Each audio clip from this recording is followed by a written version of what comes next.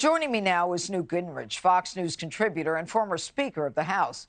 Newt, we'll get your thoughts on Ukraine in moments, but first, let's go back to Biden's Kamala problem.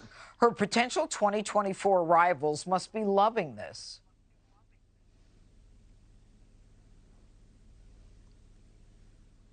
Can you hear me? Well, look, yeah, I could.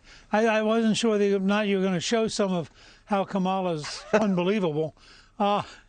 Look, I think we have never seen a national political figure, not just a vice president, but a national political figure who is as self-destructive as Kamala Harris. I mean, you watch her day after day. You watch her go to Poland, break up laughing in a press conference with the Polish president when she's asked about the refugees from Ukraine.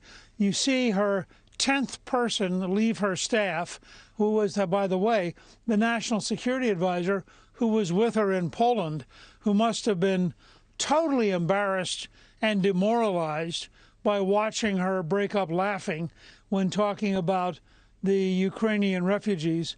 And you watch other things she's done, and I thought that she was an insurance policy to make sure that nobody tried to replace Biden, no matter how bad his cognitive problems.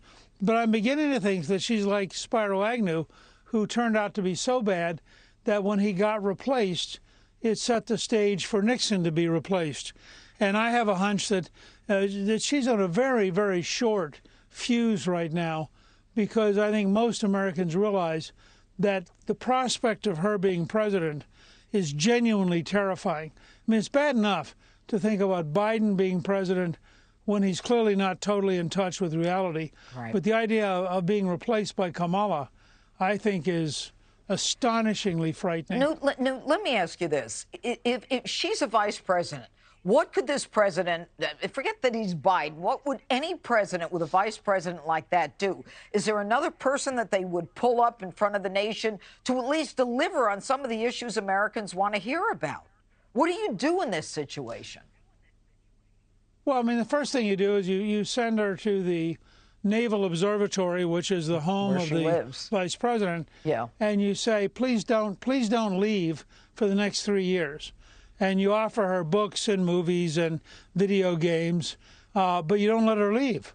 The second thing I think you do is you find somebody, whether it's the Secretary of State or somebody else, who you empower to go around the world and pretend they're you. But you don't allow her ever again to leave the United States. I mean, it is, people need to realize this isn't just politics. It's not just funny. You have people all around the world watching the United States be humiliatingly incompetent. Right. And I think it is a dramatic wound to our position in the world to have Kamala Harris go anywhere. Newt, I want to get your sense of what you think President Biden will accomplish when he goes to Europe this week. Well, look, I think the first thing he ought to do is make sure that there are anti-ship missiles that are being sent to Ukraine right now. I've not heard anybody talk about this, but the fact is, when you watch the Black Sea fleet of the Russian Navy start to bombard the Ukrainian coast, we have lots of missiles which are capable of destroying those warships. And they ought to all be in the hands of Ukrainians.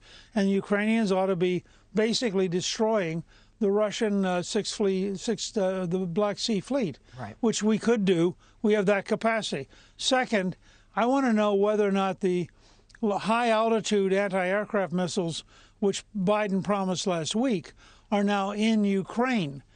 Third, Biden ought to say if Putin is going to engage in a policy of killing civilians, then we're going to give surface-to-surface missiles and cruise missiles to Ukraine so they can hit Russian airfields and Russian missile bases that are firing into civilians.